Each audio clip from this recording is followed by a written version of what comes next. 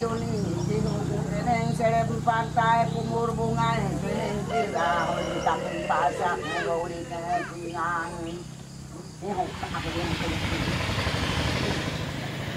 itu pulang otom pere polia ko yo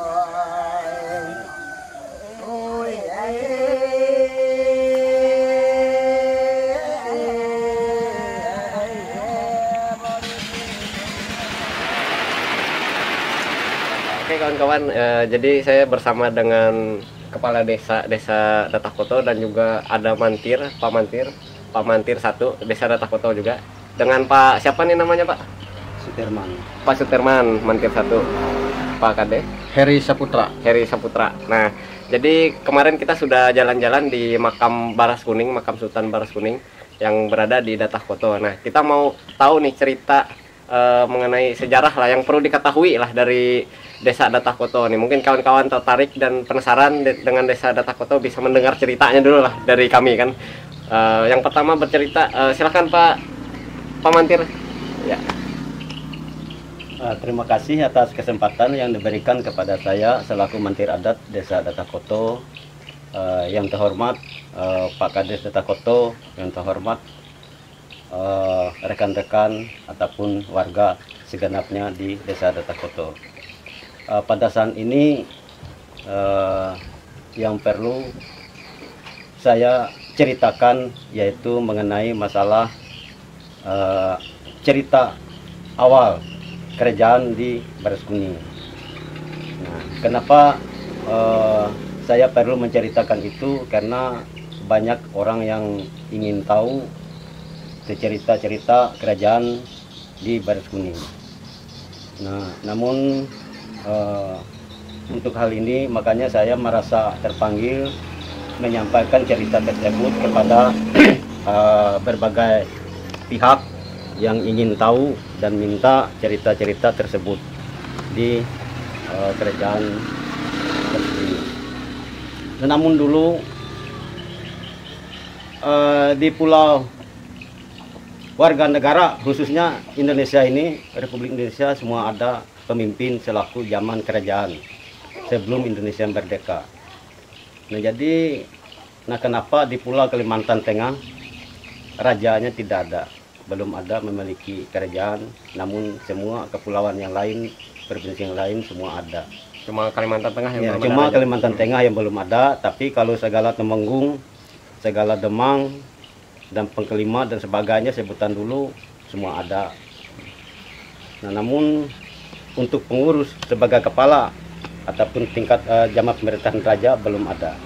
Makanya di situ mereka rapat berbagai suku, bukan bangsa, suku Dayak di situ maupun suku Banjar, suku Bokumpai, suku dari Kalbar, dari Kaltim dan sebagainya, Siang Murung, Dayak, Udanum dan sebagainya, semua ada ngumpul. Makanya ceritanya di tempat mereka itu yang rapat adalah di seberang Desa Muara Untu di Kampung RT 1. Dari sana asal-usulnya Pak. Asalnya di situ memang tempat desa kita Dayak Siang Murung di seberang. Nah, jadi makanya mereka itu kan sangat prihatin karena kerajaan tidak ada sebagai kepala dalam kerajaan, memimpin pemerintahan pada zaman itu dalam kerajaan. Makanya mereka itu bersatu mengingat dari mana sebenarnya awalnya mereka itu mendapat bagian raja ada di seluruh kawasan wilayah Indonesia, daerah-daerahnya. Makanya di situ ada yang menceritakan dulu itu yaitu dibagikan oleh dari kerajaan keturunan dari Kutai, kerajaan Kutai. Asal muasal kerajaannya. Iya. Karena kerajaan Kutai itu banyak anaknya. Nah, jadi lebih baik kalau bisa kita minta dari situ. Kenapa daerah provinsi yang lain semua dapat, kita belum ada kerajaan itulah ya. Makanya di situ mereka itu pakai bejuas. Kalau dulu tuh bejuas sebutan. Bejuas itu apa Pak? Bejuas itu kalau sebutan sekarang yaitu sampan atau jukung. Oh, jukung, perahu. Berarti mudik atau milir itu lewat jukung, lewat air, Pak, sungai lah. Pakai perahu. Jadi perahu itu ada yang muatan sampai 10-20 orang. Makanya di situ ngumpullah seluruh tokoh adat dan tokoh agama, tokoh Dayak di situ ngumpul. Makanya pada kata singkatnya mereka itu berangkatlah dari Sungai Berito di muara Sungai Menawing peralatan dengan Sungai Hujanuntung. Nah di situ kan memang permukiman ataupun betang Dayak di seberang kampung Barasmondo. Nah jadi mereka berangkat. Jadi berbagai macam suku ataupun agama semua bersatu. Makanya mereka mendatangi ke tempat kerajaan Kutai. Makanya mereka di sana itu singkat kata mereka sampai, dengan adanya mereka sampai di daerah permukiman ataupun pertahanan kerajaan Kutai, makanya di situ mereka diproses oleh penjaga istana kerajaan Kutai. Jadi di situ berapa lapis? Ada 7 lapis. Makanya lapisan pertama, nah di situ mereka yang diproses luar biasa. Nah, lalu tujuan kami tidak apa. Tujuan kami ini ingin menemui kerajaan Kutai, minta jatah kami untuk dari keturunan anak-anak raja untuk jadi kerajaan kami memimpin di Sungai Berito, Kalimantan Tengah, wilayah Kalimantan Tengah. Karena mengingat di wilayah kami di Kalimantan Tengah belum ada kebagian keturunan ataupun raja, Pemimpin lah, ya, bisa dibilang pemimpin pada sebagai zaman. pemimpin zaman kerajaan. Jadi makanya mereka dipersilakan masuk. Nah dengan adanya mereka itu karena niat baik, makanya mereka ditemui dengan kerajaan Kutai. Lalu kerajaan Kutai menyuruh mereka masuk, makanya mereka masuk. Lalu di situ berbicara, tidak apa, kami ini tidak panjang lebar, tujuan kami ke sini bukan sifat jahat, akan tetapi mengingat saat ini kita ini masih dijajah oleh Belanda, nah itu maupun tentara sekutu dan sebagainya, sehingga resah dan kami ini seperti anak itu tidak ada orang tua. Nah itu makanya kami mohon kalau bisa, nah berilah untuk kami bagian untuk kerajaan kami di sana, nah keturunan dari kerajaan Kutai ini. Nah lalu dia menyahut atau menjawab, nah kedatangan kalian ini ya saya sangat mengucap ribuan terima kasih atas kedatangan kalian, memang sifat baik, nah, demi memperjuang kemerdekaan kita. Nah namun yang kalian minta ini hampir tidak ada, cuma ada satu, tapi itu mana mungkin bisa jadi pemimpin, bisa jadi raja. Iya. Orangnya cacat. Pada waktu itu Iya, ada pada disebut- waktu itu. Nah, jadi bilang yang dari Berito, suku Dayak yang bergabung, nah barang aja yang penting kami dapat untuk jadi pemimpin kami, yang penting itu ada keturunan, disebutkan keturunan raja. Nah, jadi makanya mereka dipersilakan masuk kamar. Nah makanya pendekar itu lalu membuka kunci, nah masuk kamar lalu menyuruh mereka meriksa di situ. Makanya setelah mereka lihat betul yang cacat, tidak ada segala kaki tangannya, pokoknya itu seperti telur, hanya kepala, mulut, telinga yang ada dan tubuh. Nah kan mana mungkin. Nah jadi makanya bilang suku Dayak dari Berito yang bergabung dalam forum rapat itu, yang penting kami siap membawa ini untuk menjadi kerajaan kami. Nah itu karena dulu itu tidak bisa itu dibentuk untuk jadi raja bila mana tidak ada asal usul keturunan. Ya, keturunan raja Iya lah, ya. itu. Jadi seorang jadi pemimpin itu kalau itu kan kalau bilang anu itu ketulahan. Ya, Nah itu tidak ada memiliki keturunan, makanya harus ada keturunan. pecahu lah. Iya. Walat. Ya. Nah, jadi pada prinsipnya mereka itu dengan adanya itu makanya mereka membawanya. Nah, hari keduanya mereka akan pamit lalu membawa itu pulang, kasih masuk ke dalam perahu, digendong mereka. Nah, tokoh masyarakat, tokoh adat, tokoh agama, nah di situ lalu mereka pamit pulang. Setelah mereka pulang, nah karena itu kan ada menyeberang lautan, pinggir laut.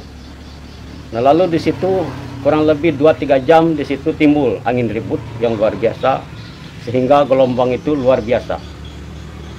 Nah lalu gelombang itu akhirnya tekanan angin yang luar biasa, gelombang itu semakin membesar, makanya akhirnya tenggelam lah, terbalik perahu mereka itu. Nah, lalu anak kerajaan Kutai tadi ikut tenggelam juga. Makanya mereka lalu bingung. bingung, takut melapor masalah itu, makanya mereka itu meeting lagi di pinggir pesisirnya, pinggir Rapat laut, lah. rapat lagi. Jadi bilang tokoh adat kita Dayak Siang Murung, kita tidak perlu takut. Bila mana kita tidak menyampaikan ini, masalah ini, sehingga musibah kita yang gini-gini, ini kan bukan kita yang membuat, adalah keadaan alam, musibah. Penting kita laporan kembali. Makanya terpaksa mereka itu berbalik lagi ke tempat kerjaan Kutai tadi. Makanya setelah mereka itu berbalik, lalu keadaan itu memang aman, lalu mereka balik lagi sampai ke situ, lalu mereka pamit lagi. Loh, bilang penjaga di pendekarnya itu, kenapa anu? Nah ini. Oh iya kah? Ya. Jadi mereka dipersilakan lagi masuk. Makanya mereka langsung menemui kerajaan Kutai, lalu menginformasi masalah itu tadi, bahwa inilah keadaan kami, sehingga musibah itu luar biasa. Untung-untung kami itu enggak banyak yang tewas. Cuma kami mohon maaf, misalnya kami ini dibunuh ataupun bagaimana oleh Tuan Raja, kami siap mengaku dan siap mati pun rela. Makanya kerajaan Kutai itu langsung menjawab, dia tertawa, tersenyum dengan mereka, oh tidak apa. Ya itulah, kita manusia memang banyak tantangan, banyak rintangan. Jadi itulah yang memang harus kita hadapi. Dan saya tahu, bilangnya, tahu kalian yang kecelakaan itu saya tahu. Cuma tidak apa. Nah, kenapa saya sebut tidak apa? Yang penting ya kalian kan ya sudah laporan, dan saya siap mempertanggungjawab itu untuk kalian. Ya Pak, kalian kan pulang aja ke sana, cuma hati-hati. Nah, lalu dengan adanya kalian itu pulang sampai di sana, pesan. Jadi kawan-kawan sangat menarik dari cerita Baras Kuning ini. Tadi sampai mana Pak cerita kita Pak? Agak ada atas laporan kedua kali. Kedua kali ya. Waktu kecelakaan. Atau kecelakaan. Jadi memang panjang sekali kalau cerita sejarahnya ini. Mungkin bisa dilanjut lagi Pak Damang. Ya, ceritanya Pak. Iya. Ya, Pak Mantir lah. Maaf, Pak Mantir. Pak Mantir satu, bukan Pak Damang ya. Nah, jadi makanya dengannya adanya mereka yang kedua kalinya itu menceritakan bahwa ya mereka yang mendapat kecelakaan itu segala perahu mereka akan terbalik oleh ditekan oleh gelombang laut. Nah, lalu makanya mereka melapor kepada Raja Kutai, kerajaan Kutai. Nah, makanya dia tertawa itu ya senyum. Nah, lalu saya tahu bilangnya, walaupun kalian nggak bilang apa-apa, saya tahu, sudah saya lihat kejadian kalian itu. Nah, jadi masalah anak saya yang tenggelam ya itu tidak jadi masalah. Nah, bukan saya tidak sayang, akan tetapi ya apa boleh buat, karena itu kan takdir. Nah, itu. Nah, jadi makanya bila mana kalian ini kan ya pulang. Nah, saya mohon maaf tidak ada yang kalian bawa untuk jadi kerajaan kalian. Cuma saya menitipkan amanah, bila mana kalian sampai sana, dari sini sampai ke Berito sana, masuk Berito. Nah, lalu kalian itu sore Jumatnya suruh ibu-ibu memasak sampai 41 masakan. Nah, itu barang apa berbagai jenis masakan. Nah, jadi bagi yang pemuda ataupun laki-laki, kepala keluarga itu ada satu perahu ataupun bojuas kalau dulu kan sebutannya. Nah, sekarang kan perahu itu dihias. Nah, berbagai macam hiasnya itu. Di situ segala makanan yang 40 macam, 41 macam itu di situ dimuat di situ. Dan ada satu tempat duduk yang dikosongkan. Nah, lalu di situ ada dilipat segala kain dan sebagainya. Nah, lalu kalian di situ berapa tokoh adat, tokoh agama di situ sesuai dengan kepercayaannya masing-masing dan pelaksanaan kegiatannya masing-masing yang sesuai dengan kehendak Allah. Nah, lalu kalian kan di ujung desa Marungtu, terutama kalian di situ di sungai ataupun muaranya itu yang berseberangan, Luang Olung kalau bahasa Siang atau Dayak. Nah, di situ kalian dulu menitipkan, menjaga di situ, menunggu. Makanya di situ alangkah banyaknya, hampir penuh Sungai Berito itu dengan perahu. Ya, berbagai macam suku Dayak, suku agama dan sebagainya di situ. Nah, kurang lebih 3 jam lalu nggak ada muncul-muncul. Nah, mereka kan memang model batabur-tabur, baras kuning dan sebagainya, namun belum ada yang jelas. Nah, lalu mereka lagi pindah ke Pangkut Lebata. Pangkal Batak bilang bahasa kami siang ataupun suku Danum di situ, makanya mereka menunggu lagi di situ. Kurang lebih 3 jam di situ belum ada juga ciri tanda yang bisa memberi penjelasan yang jelas. Makanya tokoh agama, tokoh adat di situ maupun tokoh-tokoh pemuda, ibu-ibu mereka pindah lagi ke hilir ke Kucian Rohan. Jadi Kucian Rohan itu di muara Sungai Menawing peralatan dengan muara Sungai Ontu. Nah lalu di situ mereka kurang lebih 1 jam. Lalu timbul di situ ada turun hujan panas sedikit gerimis. Nah lalu di situ mereka itu habis bertabur-tabur segala Baras Kuning dan sebagainya, doa-doa itu lewat segala taburan dan sebagainya. Bagi yang agama dulu, bagi yang agama yang lain-lain kan dia langsung berdoa dan sebagainya sama-sama, karena itu demi menjalankan perjuangan ataupun demi supaya bagaimana Indonesia ini bisa cepat merdeka. Nah itulah maksud tujuan mereka itu, dan pemimpin itu harus ada yang jelas, jangan yang seperti anak yang mati orang tuanya. Nah itulah, itu yang di Kalimantan ini atas nama Sungai Brito yang selalu sangat perhatian dengan itu. Makanya di situ muncul di situ yang sebenarnya, lalu Agung Putih yang muncul. Lalu ditangkap mereka, Agung Putih itu tidak dapat lepas. Habis itu muncul lagi Agung Merah. Nah itu yang dapat mereka. Jadi itu yang diangkat sebagai jadi raja diangkat lah. Ya diangkat lalu dimasukkan dalam perahu. Nah lalu habis itu hari itu memang rada hujan, timbul gelap. Gelap itu seperti awan, kabut. Sebentar, habis itu cahaya lagi timbul terang. Dengan adanya cahaya terang, melihat orang itu duduk di atas Agung tadi.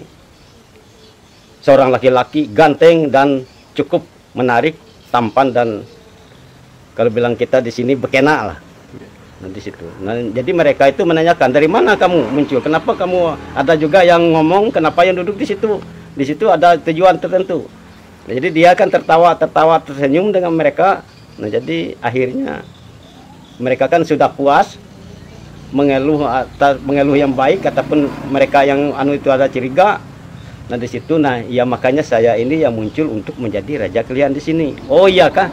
Makanya di situ mereka itu mohon maaf, mohon ampun sebagian tadi yang ada terlanjur. Selanjutnya saya menindaklanjuti lagi cerita tadi, nah, karena ada terputus, ada kendala sedikit. Istirahat, saya menindaklanjuti lagi ceritanya.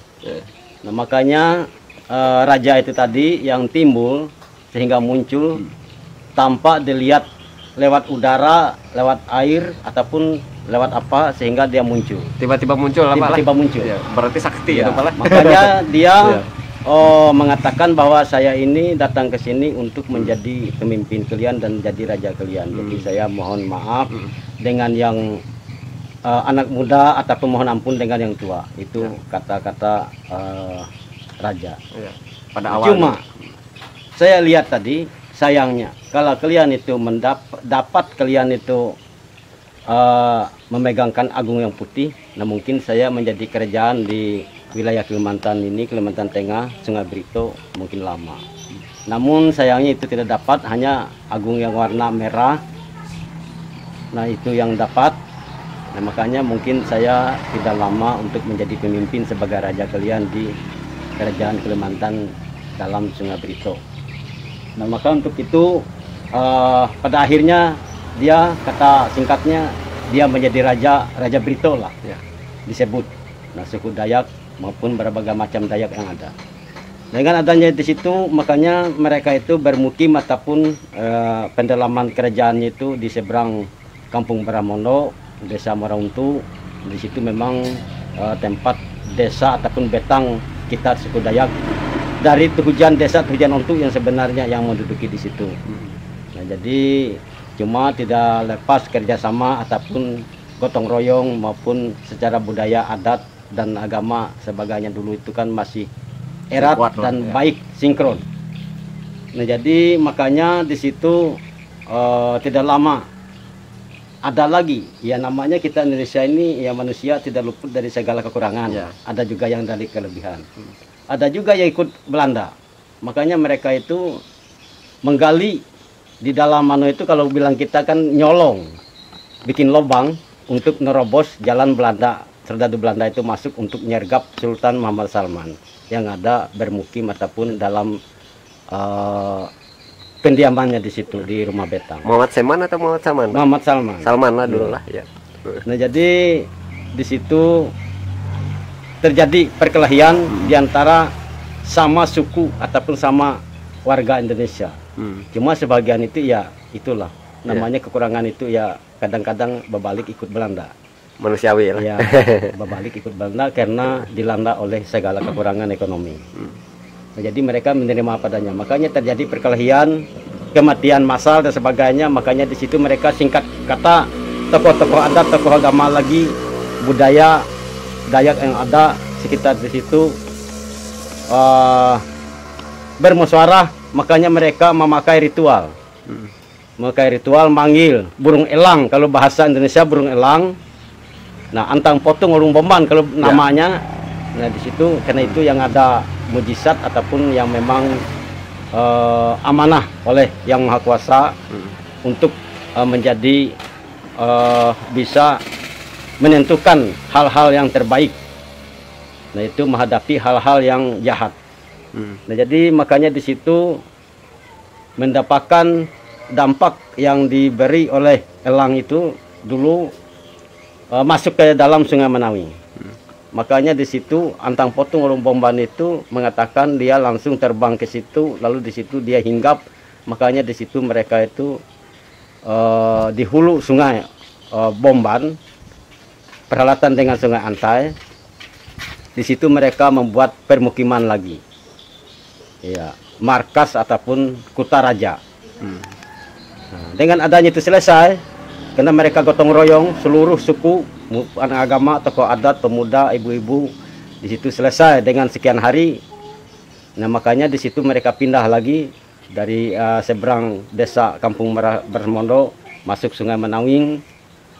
Nah, kenapa masuk Sungai Menawing? Karena di situ ada ciri-ciri tanda yang diberikan oleh makhluk-makhluk yang ajaib. Oleh leluhur. Ya, leluhur, budaya, adat, dan melewati ritual. Nah, di situ mereka itu berbagai macam menyiapkan beras tabur, beras kuning. Nah, berbagai suku, nah, itu sesuai dengan kepercayaan masing-masing. Makanya dengan adanya Sultan itu dibawa segala pendekar, pengkelima dan sebagainya, temenggung mendampingi dia sampai di situ, lalu mampir di situ. Makanya di situ mereka seluruh suku budaya adat menabur beras kuning. Pokoknya jalan itu tidak kelihatan ditimbun oleh teburan beras kuning. Nah, makanya dia kan dari awalnya naik dari sungai sampai ke tanah, jalan tanah itu tidak kelihatan, ya ditimbun oleh beras kuning yang ditabur oleh berbagai suku. Makanya dia sampai di situ masuklah ke makam atau bukan makam, markas. Di situ pendalaman kerajaan. Jadi itulah pada akhir kata dia kan berapa tahun sudah tinggal di situ. Nah, lalu habis itu makanya disebut-sebut karena orang itu melihat, lalu dinamakan di situ. Dulu tidak ada nama. Nah, makanya karena di situ kan tidak menginjak tanah, pasir dan sebagainya, diliputi oleh taburan beras kuning tadi. Makanya di situ yang mendapat nama panggilan sampai sekarang beras kuning, bukan pasir kuning.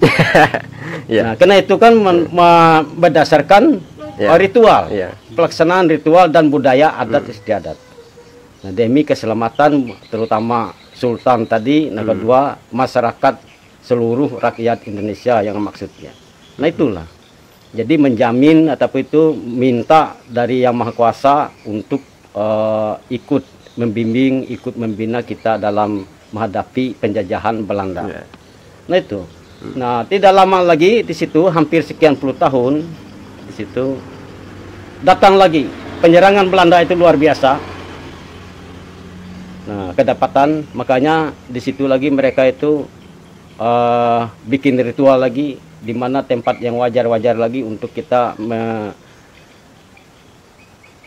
bikin markas yang terbaru untuk kerajaan kita. Karena bila mana kerajaan kita ini kedapatan oleh penjajah, jelas kita kan bagaimana kita berjuang tetap kalah. Ya. Nah itu, karena pada prinsipnya itu yang diunting mereka.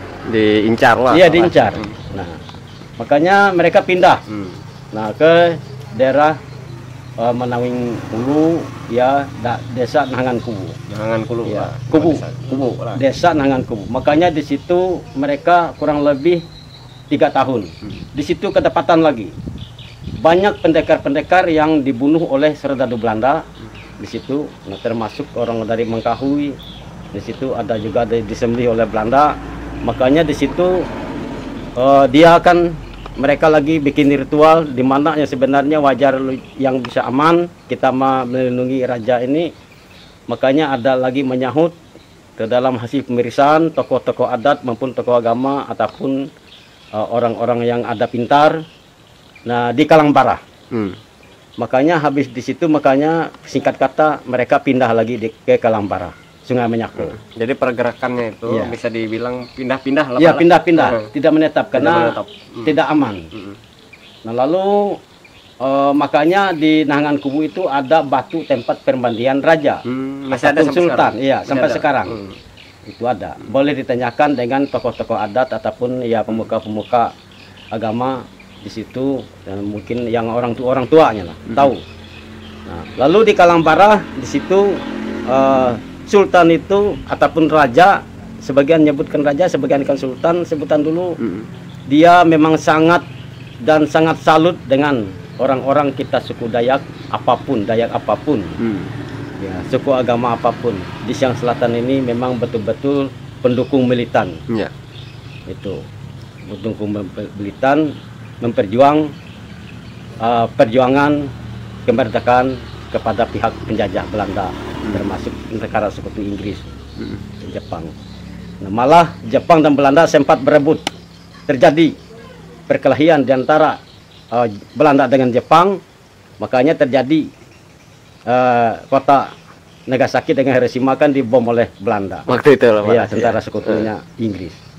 Itu makanya hancur. Makanya di situ terjadi dulu zaman Perang Merah, ya Habun Nuhum itu penyakit yang luar biasa. Di situ banyak yang mati sampai satu rumah berjangkit dan sebagainya, yaitu dampak kimia, bom atom. Bom Hiroshima ya, itu Pak. Ya, itu terjadi itu. Jadi dulu banyak yang nggak sempat bikin peti mayat digulung dengan kain ataupun dengan kulit kayu. Itu dulu. Nah, seperti sama dengan sekarang yang corona ini. Iya. Nah itu. Ya. Nah, itulah bandingan. Dibandingkan sekarang ya corona. Nah, jadi itulah zaman penjajahan dulu, cerita-ceritanya Jepang dengan Belanda yang merebut ingin menduduki di wilayah negara Republik Indonesia ini. Namun untuk selanjutnya lagi kerajaan yang ada di Baras Kuning ya, yang bagaimana yang saya mengatakan tadi, sempat pindah ke situ kemari karena itu selalu dikencar oleh tentara Belanda, kolonial Belanda lah. Ya, nah jadi makanya di situ mereka kan pindah dari Baras Kuning ya ke desa Hanangan Kubu. Nah habis di situ kurang lebih 1-2 tahun di situ dapat lagi dikencar oleh tentara Belanda. Nah makanya mereka lagi meriksa keadaan yang bisa aman dan kondusif ya di Kalangbara, Sungai Menyako. Makanya akhirnya mereka kan di situ, karena di situ ada kampung kita suku Dayak Siang Murung juga di situ ya, warga dari desa Oreng. Nah sekitar di situ selalu bermukim, di situ ada betang. Makanya disitulah dia yang lama selama penjajahan, akan tetapi kadangkala juga lama-kelamaan kedapatan oleh pihak Belanda bahwa Sultan Muhammad Salman itu adalah di situ lagi kediamannya, markasnya dibentuk oleh warga masyarakat se-Kecamatan Tanah Siang Selatan. Nah lalu tapi dulu kan belum kecamatan, cuma tetap nama Siang Selatan, wilayah Siang Selatan. Demangnya ada tapi belum ada kecamatan. Nah, itu dulu. Oleh masih belum pemekaran Iya. Pak lah. Nah lalu di situ terjadi lagi serangan Belanda dengan serdadu Belanda. Serdadu Belanda yang ada itu bukan orang Belanda, bukan orang Inggris, orang kita Indonesia juga yang ikut Belanda. Iya. Nah terutama dari suku Manado, Papua, Di situ yang kulit-kulit hitam itu Batak dan sebagainya sebagian, bukan Ya, semua. Bukan semua. Ya. Tapi sebagian juga Ya, ada Belanda. gara-gara waktu itu oleh tekanan ekonomi. Ya. Jadi bagaimanapun ya sebagian itu ya terpaksa. Ya walaupun itu tidak berkenan dalam hati apa boleh buat. Ya. Dan namanya masih dalam penjajahan. Nah, lalu di situ terjadi ada kekurangan dan sebagainya sehingga di situ ternyata dapat lagi mereka bahwa di situ positif ada sultan. Nah makanya 3 kali mereka menyerang di situ di Kalambara, Sungai Menyako itu 3 kali itu semua di situ lautan penglihatan serdadu Belanda. Makanya akhirnya ada juga orang-orang kita yang bisa menjelaskan penerangan ataupun permukiman Betang di Kalambara. Di situ ternyata mujizat itu tidak begitu baik sehingga kelihatan desa itu. Nah, lalu di situ mereka menyerang. Perhatan orang itu ada ritual rukun kematian. Ibarat kalau di Islam itu menuju hari. Nah kalau bahasa kita siang pura bentungkang. Nah, di situ. Makanya di situ terjadi kontak senjata. Makanya di situ singkat kata pendekar ataupun pendamping sultan itu tewas kena tembak serdadu Belanda. Akhirnya dia tewas. Dia nama yang Andin Tukang. Andin Tukang. Ya, makanya di situ kan sempat juga sultan itu berbicara dengan Andin Tukang, jangan menyerah, pantang mundur menyerah. Timang-timang kita menyerah, lebih baik putih tulang daripada putih mata. Itulah semboyan sultan. Lalu dia dalam acara yang ada adat di situ, rukun kematian Hindu Karingan atau Karingan dulu disebut Karingan. Di situ orang itu mau makan tapi terjadi kontak senjata maka nggak jadi. Nah dia akan langsung berdikir di situ sampai berapa puluh kali di situ, makanya timbullah cahaya seperti pelangi melilit dia. Makanya dia sempat memberi amanah, nah saya ini tidak lama untuk jadi pemimpin kalian di sini, makanya hari ini saat ini saya mungkin menghilangkan diri dari sini. Nah itu makanya habis itu dia berbicara, kalian hati-hati dan jangan mau menyerah, bagaimanapun kita harus berdoa kepada Yang Maha Kuasa, dan kita ini bukan menduduki daerah orang, negara orang adalah negara ataupun tanah air kita sendiri. Nah, jadi mohon itu kita harus berpegang teguh dengan kepercayaan kita kepada Yang Maha Kuasa. Itu amanah sultan. Lalu dia lalu lenyap seperti pelangi yang melilit dia lalu lenyap. Nah lalu dengan adanya yang mati tadi Andin Tukang ajudan itu, makanya Kapten Belanda itu datang ke situ, dia menanyakan dengan warga khususnya di Kalambara, apakah ini betul ini sultan. Jadi bilang, ada yang mengatakan jangan yang bilang nggak betul, makanya semua betul ya sultan. Apa ini betul, ini sultan yang mati ini betul sampai 3 kali ya betul, ya jangan kita sia-siakan. Kita angkat mayat ini, yang benarnya jangan dibunuh, bilang Kapten Belanda itu, ditangkap aja. Nah itu untuk kita kan bisa berbicara, tapi kenapa yang dibunuh, ini salahnya. Tapi ya yang sudah ya sudah, kita jangan sia-siakan. Makanya diangkat mereka mayatnya serdadu Belanda itu, bawanya ke Purcahu, yaitu yang dimakamkan mereka di makam pahlawan Purcahu. Nah, ada berapa orang tokoh pejuang di makam pahlawan itu? Andin Tukang saya tahu kan, memang dari situ ceritanya dari nenek moyang ataupun itu memang Andin Tukang yang awal. Temanggung. Ya, nah jadi habis itu segala Temanggung dan sebagainya itu menyusul. Menyusul lah. Ya, akhir-akhirnya menyusul. Sultan Matseman ada juga lah kuburan. Tidak. Tidak ada. Jadi Sultan Muhammad Salman itu dia memang gaib. Gaib lah. Nah, makanya habis cerita itu, makanya dia muncul di Sungai Lawung. Tadi di situ dia kan menceritakan dia itu bahwa dia wafat. Nanti saya bangkit kembali bila mana peperangan dunia ketiga. Artinya belum meninggal sepenuhnya Ya, gitu. belum, bukan meninggal. Bukan meninggal lah, wafat lah Pak. Ya wafat. Wafat Nah, lah. jadi maksudnya dia itu balik di situ ke Gunung Kawi. Nah, jadi memang Gunung Kawi itu tempat orang, dan memang dari awal dulu kejadian-kejadian orang yang ada kesaktian dan sebagainya dari situ mereka kan model ada sejarah. Nah, di situ mereka itu bisa meraih ataupun ilmu-ilmu yang kekebalan ataupun lain-lainnya. Nah, itu. Nah, itulah cerita tadi. Nah, kenapa saya tahu cerita itu? Nah, karena nenek saya yang bulusuh itu memang anak angkat Sultan Muhammad Salman itu, anak angkatnya sampai mengeluarkan darah, makan darahnya sedikit. Nah, bilang kita itu pengumuman daha. Nah itu, jadi dari bayinya dia itu mengasuh nenek kami itu sampai dia mulai dewasa. Nah di situ, jadi dengan adanya terjadi tadi kontak senjata di Kalambara, disitulah dia menghilangkan dirinya, lalu dia menyuruhkan mereka itu balik ke kampungnya masing-masing dengan kita hati-hati. Jangan kita sampai mengalah dengan orang-orang yang tidak bertanggung jawab dengan negara kita. Nah itulah amanah Sultan Muhammad Salman yang saya tahu cerita persis, karena nenek kandung kami itu memang anak asuhnya dari kecil sampai dia mulai dewasa. Kalau boleh tahu namanya siapa Pak? Nama nenek itu nenek itu Bulusuh. Bulusuh lah nama neneknya. Bulusuh. Anak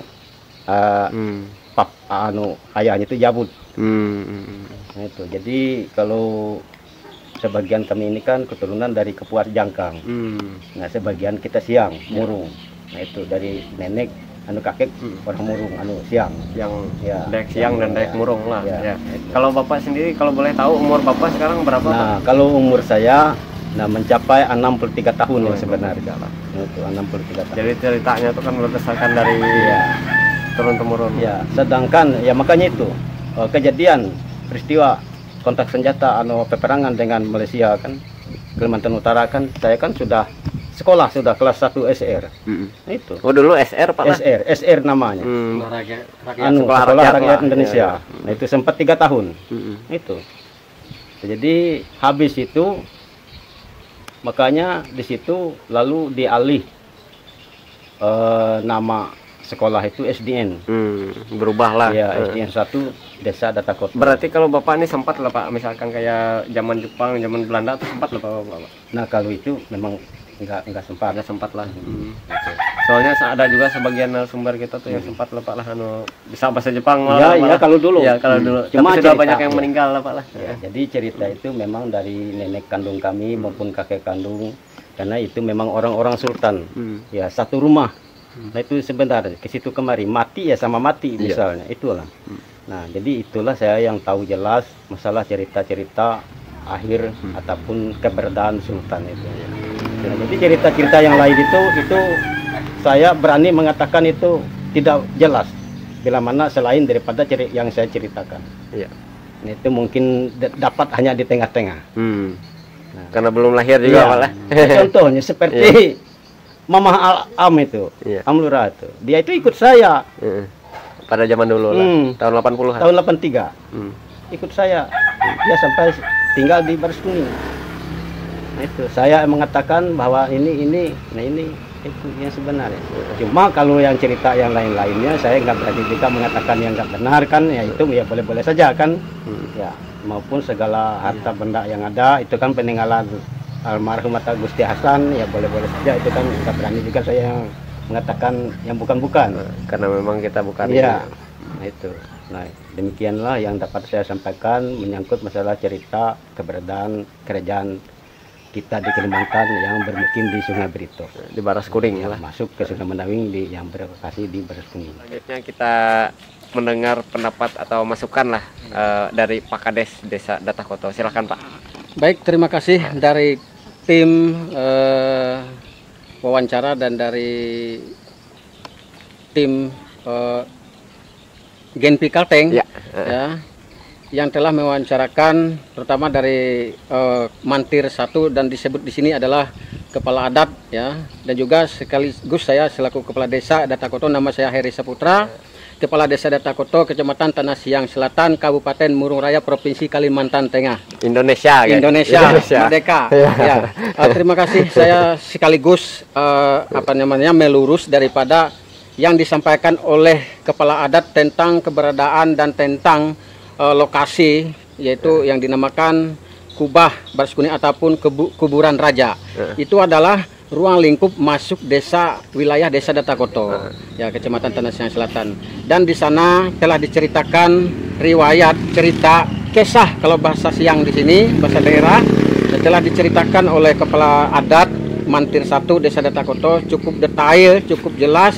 Dan siapa tahu nanti ada pengunjung ya, ada pengunjung yang datang, silahkan saja dari manapun pengunjung yang ada mau ke tempat wisata tersebut, karena di sana termasuk wisata sejarah. Ya, wisata sejarah dari zaman dulu yang sudah diceritakan oleh Mantir 1 karena beliau lebih jelas dan lebih tahu tentang cerita. Kami harapkan untuk pengunjung yang dari manapun, pihak manapun atau kabupaten dan provinsi lain, silakan saja berkunjung ke tempat makam raja di Baras Kuning di Desa Datakoto RT 2 Desa Datakoto. Jadi silakan saja para pemirsa dan Bapak Ibu dimanapun Anda berada yang ingin berkunjung ke Desa Datakoto, ingin melihat pemakaman ataupun kuburan raja di Baras Kuning, silakan saja. Dan dengan akses jalan itu adalah jalan darat ya, yang sudah kami laksanakan, sudah kami bangun melewati cor dan kurang lebih panjangnya 3 km. Nah, dan tembus itu roda 2 maupun roda 4. Nah, jadi silakan saja dan tidak lupa, jangan lupa ya kepada para pengunjung sebelum mengunjung mampir dulu ke tempat kepala adatnya biar tahu persis tentang kronologis di sana. Mungkin ceritanya ya, mungkin itu yang bisa kami sampaikan. Atas perhatian dari pihak terkait kami mengucapkan terima kasih. Assalamualaikum warahmatullahi wabarakatuh. Merdeka. Cukup Pak Kades? Cukup pemantir lah. Oke, itu dia guys, wawancara atau ngobrol diskusi kita mengenai sejarah hari ini. Jadi buat kalian yang di rumah yang penasaran ataupun dimanapun lah, buat kawan-kawan Genpi, Genwi atau siapapun lah yang tertarik ataupun penasaran, silahkan datang aja langsung ke sini dan bertemu tokoh-tokoh masyarakat yang ada di sini, terutama pihak perangkat desa ya. Karena mereka yang punya wilayah di sini guys. Nah, pokoknya datang saja ke Desa Datakoto, datang saja ke bumi Tanah Malai Tulunglingu. Oke, saya Aktrio Jada mohon pamit. Oke guys. Kami silakan kepada pengunjung dari manapun, silakan mengunjung ke Desa Datakoto, dan sekaligus kalau memang ada keinginan kunjungan lain, yaitu di tempat wisata makam pahlawan atau makam raja di tempat Baras Kuning Desa Datakoto RT 1. Silakan kami ajak Bapak Ibu, saudara-saudara sekalian dan pemirsa dimanapun Anda berada yang ingin berkunjung, dan mungkin Bapak Ibu melihat ada di YouTube nanti ya, ada di YouTube sekaligus. Kalau memang mau melihat secara jelas, langsung saja berkunjung ke Desa Datakoto dan bersama pemerintah desa juga bergabung dengan masyarakat Desa Datakoto, termasuk Mantir 1 dan Kepala Adat Desa Datakoto. Terima kasih. Aku menindaklanjut apa bahasa daerah, yaitu murung, menjadi mengenai masalah cerita tentang keberadaan ataupun cerita kerajaan Baras Kuning. Kami pihak-pihaknya jere hadir ataupun mengunjungi hanti, nah silahkan, dan jere ngonen cerita, nah ika silahkan beremih cerita ini memang pokok diarahkan bain tingkat nenek moyang ke Soun turun menurun. Jadi ceritanya itu bukan hanya ika dibuat model kebijakan ika selaku jajah itu, namun memang cerita angkat urun ongko Soun nenek moyang ke ini turun menurun, ini berbau ma Sultan. Demikian Yilian aku menyampai kembali maha ke bawah acara. Jangan lupa datang ke Desa Datakoto, khususnya ke Baras Kuning. Oke? Salam Genpi.